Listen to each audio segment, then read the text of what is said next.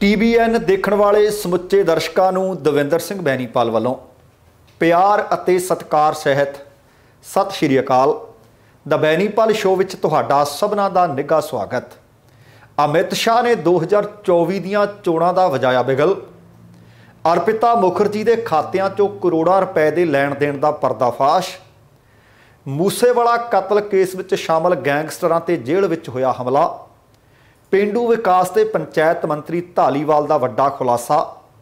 वड्डे आगूआं समेत पुलिस अफसरां ने भी नप्पी हुई है कुछ पंचायती जमीन। अते आप दे राज सभा मैंबर की LPU जांच के घेरे च। दोस्तों ये कुछ जानकारियां तुहाडे नाल साझीआं कीतीआं जाणगीआं।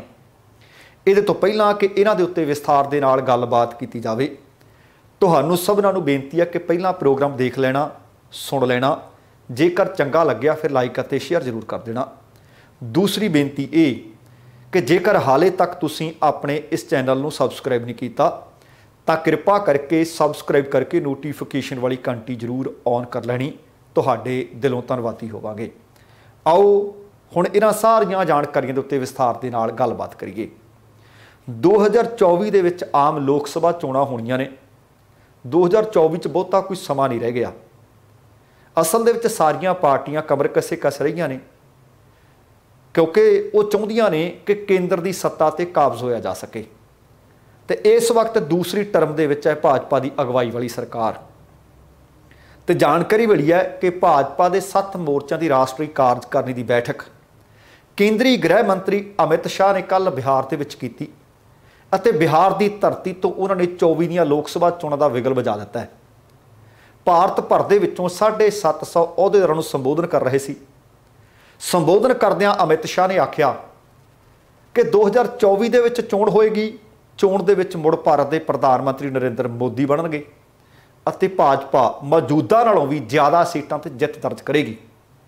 जित दर्ज करदी है जां नहीं करदी, पर उन्होंने ये बैठक दे विच संबोधन करदियां आख्या।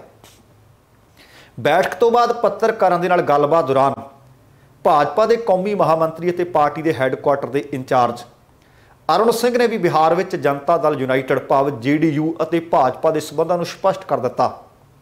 वो कहते भाजपा अते नीतीश कुमार एक दूसरे नाल मजबूती नाल खड़े है।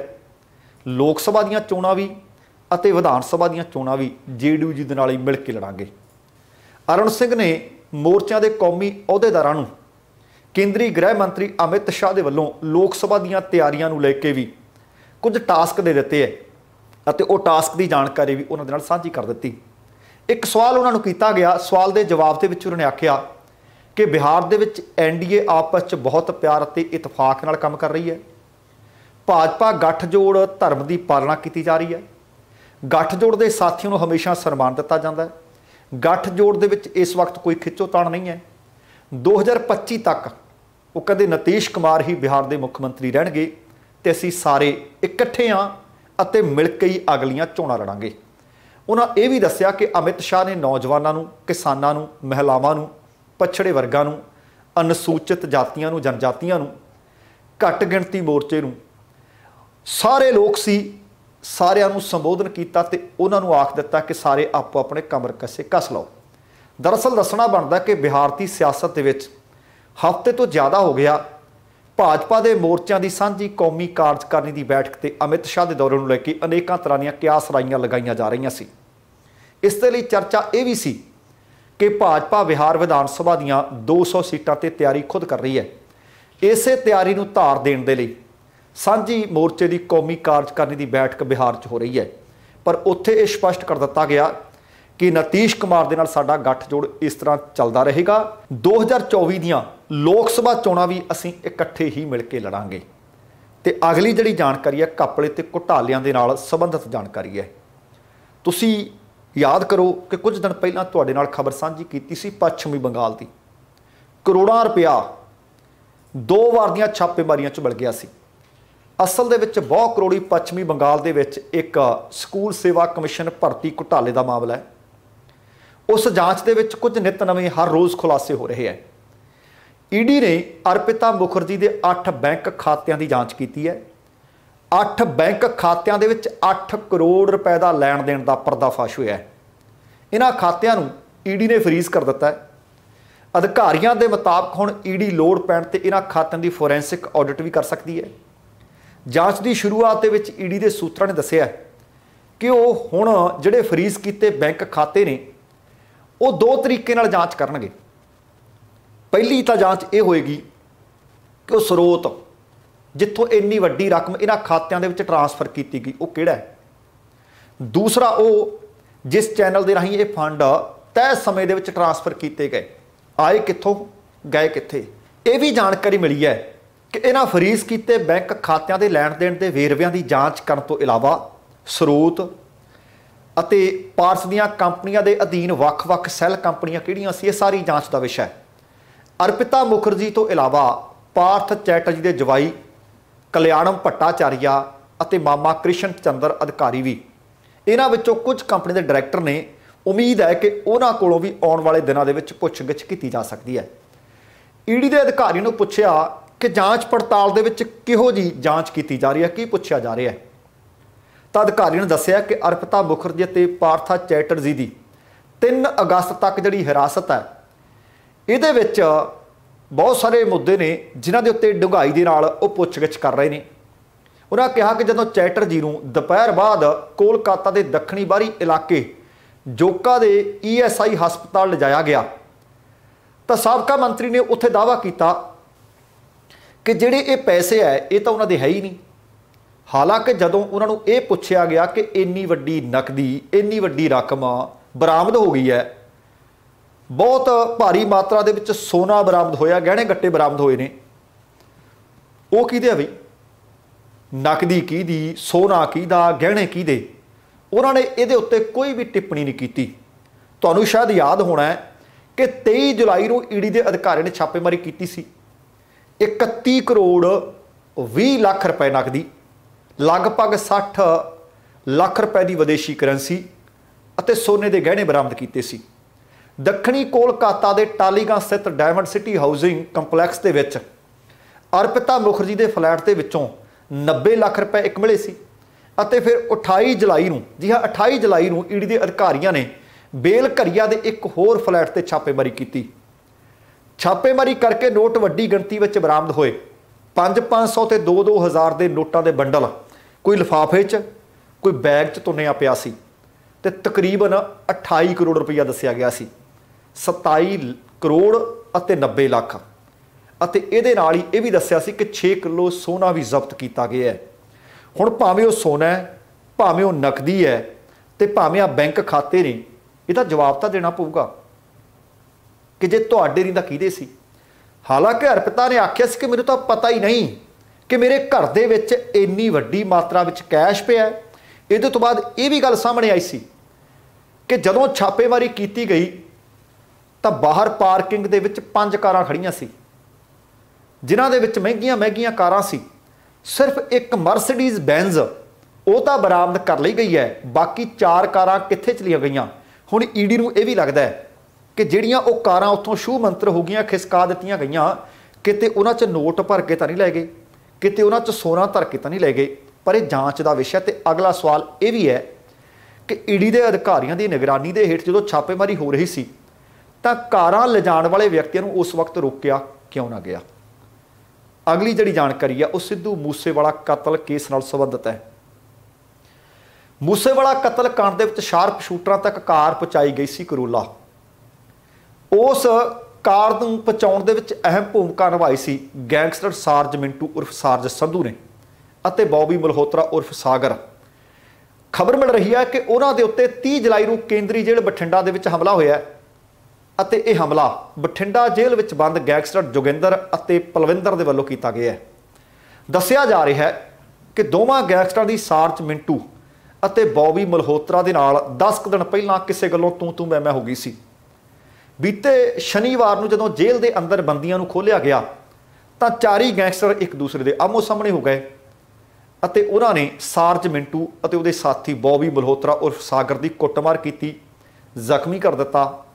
ਲੜਾਈ ਦਾ ਪਤਾ ਲੱਗਣ ਤੇ ਜੇਲ੍ਹ ਅਧਿਕਾਰੀਆਂ ਨੇ ਦਾਖਲ ਦੇ ਕੇ ਚਾਰਾਂ ਨੂੰ ਵੱਖਰੇ ਕੀਤਾ, ਵੱਖ-ਵੱਖ ਬੈਰਕਾਂ 'ਚ ਬੰਦ ਕਰ ਦਿੱਤਾ ਅਤੇ ਇਸ ਮਾਮਲੇ ਦੀ ਸੂਚਨਾ ਥਾਣਾ ਕੈਂਟ ਪੁਲਿਸ ਨੂੰ ਦਿੱਤੀ ਗਈ। ਥਾਣਾ ਕੈਂਟ ਦੀ ਪੁਲਿਸ ਨੇ ਕੇਂਦਰੀ ਜੇਲ੍ਹ ਬਠਿੰਡਾ ਦੇ ਸਹਾਇਕ ਜੇਲ੍ਹ ਸੁਪਰਡੈਂਟ सुरिंदरपाल सिंह की शिकायत ते कुटमार करने वाले गैंगस्टर जोगिंदर और पलविंदर के खिलाफ मुकदमा दर्ज कर लिया है तो अगली कार्रवाई शुरू कर दी है। ये ही पुलिस वालों उसनों पुलिस प्रोडक्शन वारंट से लिया के पुछगिछ दी तैयारियां भी शुरू कर दी गई ने। दसना बनता है कि गैंगस्टर सार्ज मिंटू उर्फ सार्ज संधू और बॉबी मल्होत्रा उर्फ सागर सिद्धू मूसेवाला कतलकांड के नाल जुड़े हुए है। ये दोवें गैंगस्टर मनप्रीत उर्फ मन्ना उहदे तो करोला कार लैके शार्प शूटरां कोल लैके गए सी। इहदे तो बाद पुलिस ने दोवां नूं गिरफ्तार कर लिया सी अते मूसेवाला कतलकांड दे विच नामजद कर लिया सी। इस तो बाद मानसा पुलिस समेत बठिंडा पुलिस ने दोवां नूं मूसेवाला कतल केस दे विच गिरफ्तार करके पुछगिछ कीती सी। उहदे तो बाद इस वक्त दोवें अदालत दे विच भेजे हुए ने अते अदालत दे विच इन्हां दी कुटमार हुई है। ते मूसेवाला कतल केस विच शामिल ये पहले गैंगस्टर नहीं जिन्हां दी कुटमार हुई होवे। तुहानूं याद होना है कि संदीप केकड़ा जिसने रेकी कीती सी बीते दिनी उहदी भी जेल विच कुटमार हुई सी। इस तरह सतवीर जिहड़ा अपने फार्चूनर विच अपनी गड्डी दे विच कुछ हथियार ते कुछ गैंगस्टरां नूं लुधियाने तो बठिंडे लैके गया सी, बीते दिन लुधियाना जेल विच उहदी भी कुटमार हो गई सी। सो समय समय ते खबरां मिल रही ने, पर यह सचमुच जेल प्रशासन के उत्ते भी सवालिया चिन्ह ने कि भाई ये कुटमार जेल के अंदर होनी नहीं चाहिए।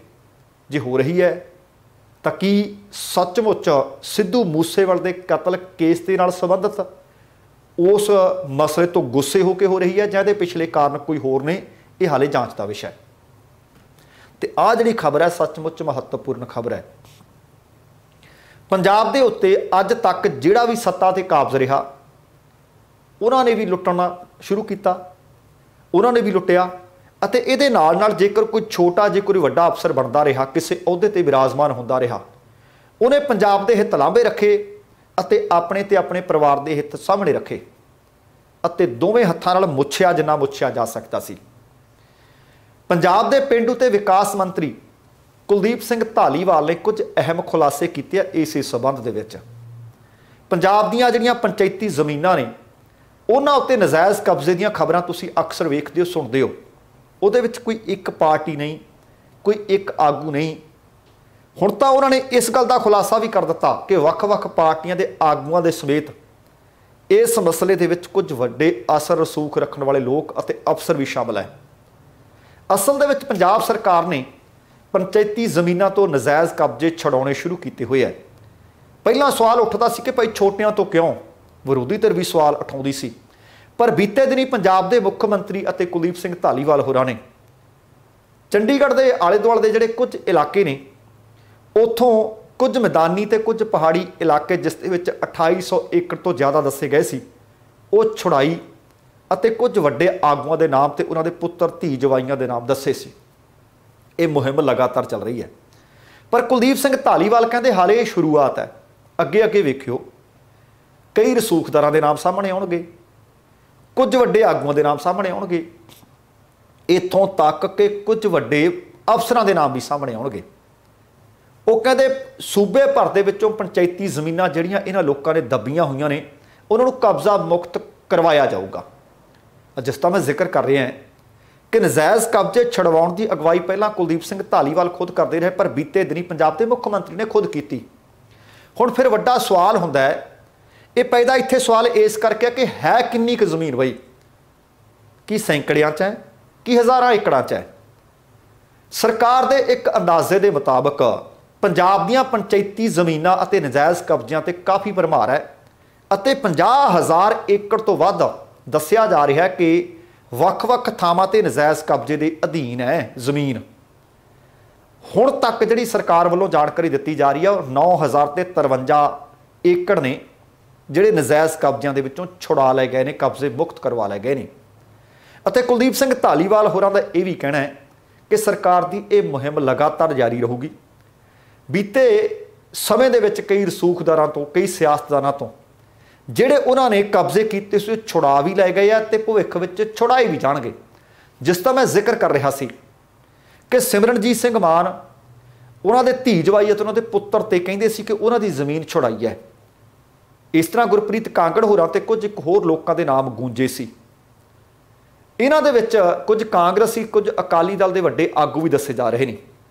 जिन्हां तो खबर मिल रही है कि आने वाले दिनों के पंचायती जमीनों को वापस लै लिया जाएगा, छुड़ा लिया जाएगा।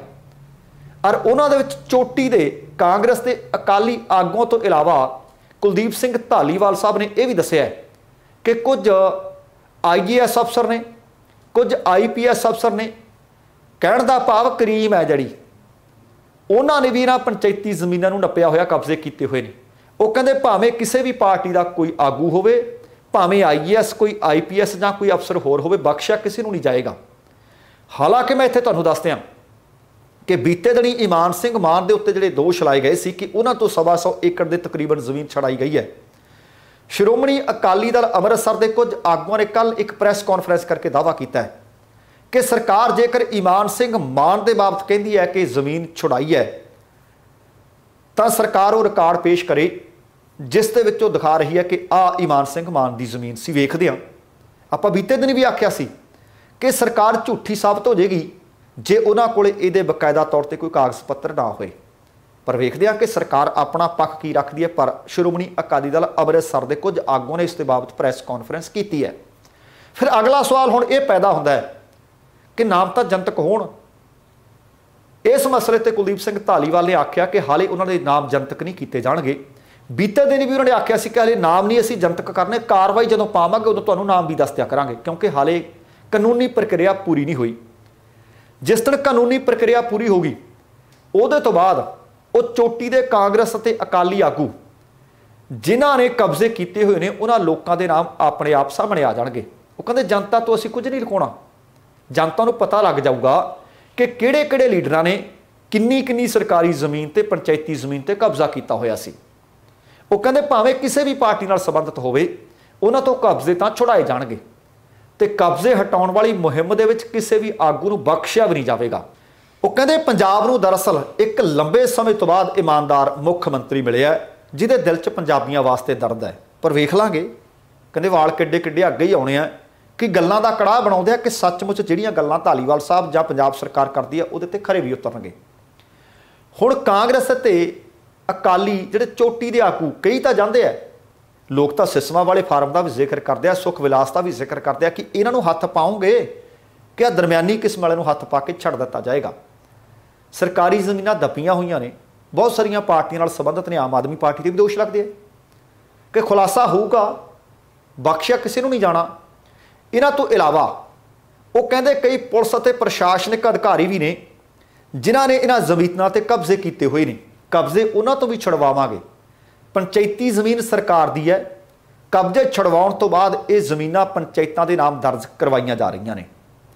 ते हुण पंचायती जमीनां ने जिहड़े कब्जे च उन्हां दे इस वक्त हैगियां ने, भावें वो कोई छोटा बंदा है भावें वड्डा है, ते उन्हां कोल आ किवें गईयां। इहदे बाबत जदों धालीवाल साहब नूं पुछया गया तो कहिंदे पहिलां तां प्रभावशाली अते रसूखदार जिहड़े लोक ने, सियासतदान ने, ਉਹ ਅਤੇ ਅਧਿਕਾਰੀ ਪਿੰਡਾਂ ਦੇ ਵਿੱਚ ਜਾਂਦੇ ਆ, कीमती ਜ਼ਮੀਨਾਂ ਦਾ ਸਰਵੇ ਕਰਵਾਉਂਦੇ ਆ, ਫਿਰ ਇਹਨਾਂ ਜ਼ਮੀਨਾਂ ਨੂੰ ਉਹ ਠੇਕੇ ਤੇ ਲੈਂਦੇ ਰਹੇ, ਕੁਝ ਸਾਲ ਉਹਨਾਂ ਨੂੰ ਠੇਕਾ ਦਿੰਦੇ ਰਹੇ, ਉਹਦੇ ਤੋਂ ਬਾਅਦ ਇਹ ਠੇਕੇ ਵਾਲੀ ਰਕਮ ਦੇਣੀ ਬੰਦ ਕਰ ਦਿੰਦੇ ਸੀ। ਇਸ ਤਰ੍ਹਾਂ ਇਹ ਜ਼ਮੀਨਾਂ ਉਹਨਾਂ ਆਗੂਆਂ ਤੇ ਵੱਡੇ ਲੋਕਾਂ ਨੇ, ਕੁਝ ਅਫਸਰਾਂ ਨੇ ਆਪਣੇ ਕਬਜ਼ੇ ਹੇਠ ਲਿਆਂਦੀਆਂ। ਸਰਕਾਰ ਇਹ ਵੇਖ ਰਹੀ ਹੈ ਕਿ ਕਿਹੜੀ-ਕਿਹੜੀ ਜ਼ਮੀਨ ਤੇ ਠੇਕੇ ਦੀ ਰਕਮ ਸਰਕਾਰ ਨੂੰ ਅਦਾ ਨਹੀਂ ਕਰੀ ਗਈ।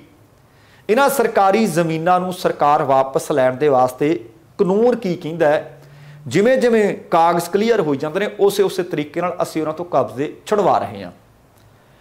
हुण पेंडू खेतरां दी जमीन भी है ते शहरी खेतरां दी जमीन भी है। हुण किते महंगी है जमीन ते किते सस्ती है जमीन। वो कहंदे पेंडू खेतरां दे विच जिहड़ी जमीन है किते उहदी कीमत 20 लाख रुपए प्रति किला है, शहरां दे नेड़े इहदे तों किते महंगी भी है, किते रेट 50 लाख रुपए भी है। जिहड़ी चंडीगढ़ के आस पास है वो जमीन करोड़ों रुपए के हिसाब नाल है। हुण वो भावें महंगी है भावें वो सस्ती है, कहते ये नहीं वेख्या जाना, वो जिन्ने दी भी होई जिन्नी भी होई छुड़ाई जरूर जाऊगी। असल दे विच सरकारी जमीनों ते कब्जा करने तो बाद कहते कुछ लोगों ने उत्थे फार्म हाउस भी बना लिया, कईयां ने अपने उत्थे घर बनाए हुए है। आम तौर पर इन्हां जमीनों की वरतों निजी कंमां लई कीती जा रही है, सिर्फ कुछ थावां ते पंचायती जमीन ते वाही की जा रही है। जमीनां ते कब्जियां दा कारण कहंदे भावें कुछ भी होवे, किवें भी कब्जा कीता होवे, पर सरकार इन्हां ਜ਼ਮੀਨਾਂ ਨੂੰ छुड़ा के ਸਾਹ ਲਵੇਗੀ। ਹੁਣ तक तो कांग्रेस के ਜਾਂ अकाली आगूओं के नाम बोली जाते हैं तो हुण पंजाब सरकार दावा कर रही है कि सारिਆਂ तो छुड़ावांगे, हर एक पार्टी के आगू तो छुड़ावांगे, हर रसूखदार तो जमीन छुड़ावांगे। पर दूसरे पासे हुण आम आदमी पार्टी का नवा राज सभा मैंबर जिहड़ा बनिया उहदी मलकीयत वाली लवली प्रोफैशनल यूनिवर्सिटी हुण जांच के घेरे च आ गई है। देखना हो कि सिर्फ दूसरे आगूआं ते कार्रवाई की जा रही है जां सचमुच आम आदमी पार्टी अपनी सरकार दे भावें कोई विधायक होवे ते भावें राज सभा मैंबर होवे कि उहदे ते कार्रवाई करदी है, क्योंकि एक विधायक का भी नाम गूंजदा है। आने वाले दिनों च उहदा भी खुलासा करांगे। जानकारी मिली है कि पेंडू विकास ते पंचायत मंत्री कुलदीप सिंह धालीवाल की प्रधानगी दे हेठ 3 जून नूं एक मीटिंग हुई सी। मीटिंग के दौरान जिस मुद्दे का मैं जिक्र कर रहा, जिस जमीन का जिक्र कर रहा, उत्थे मुद्दा उठ खड़िया। मंत्री ने आख्या कि अधिकारियों LPU के कब्जे च जे पंचायती जमीन है तो तुरंत खाली करवाउण दे निर्देश करो। उन्होंने आख दिता कि तुहानूं मैं दस दिता है कि यह जमीन खाली होनी चाहिए है, भावें साडे राज सभा मैंबर दी क्यों ना होवे।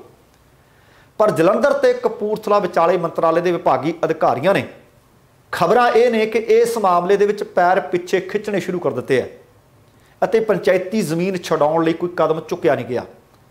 इस मसले का हुण नोटिस लै लिया चंडीगढ़ आधारित नजायज़ कब्जे छुड़ाऊ सैल ने। जलंधर जिला ते विकास पंचायत अफसर तो कार्रवाई की रिपोर्ट उन्होंने तलब की है। इस संबंधी जलंधर के DDPO गुरप्रीत सिंह ने दस्सिया कि संबंधित जमीन कपूरथला जिले अधीन आउंदी है। फिर कपूरथले के DDPO हरजिंदर सिंह संधू नूं पुछया गया। DDPO संधू ने आख्या कि मौका देखण गए विकास ते पंचायत अफसर ने दस्सिया कि पंचायती जमीन का एक हिस्सा पिंड हरदासपुर च पैंदा है जो LPU के कब्जे हेठ है। उन्होंने कहा कि उन्होंने पिंड की पंचायत को इस कब्जे के खिलाफ केस दायर करने वास्ते आख दिता है। पर दूसरे पासे LPU के चांसलर अशोक मित्तल के नाल संपर्क करने की कोशिश की, संपर्क नहीं हो सकिया। पर LPU के मीत प्रधान अमन मित्तल ने कहा कि जिस जमीन को साडे नाम दस्या जा रहा है, साडे कब्जे हेठ दस्या जा रहा है, ये कब्जा साडा नहीं।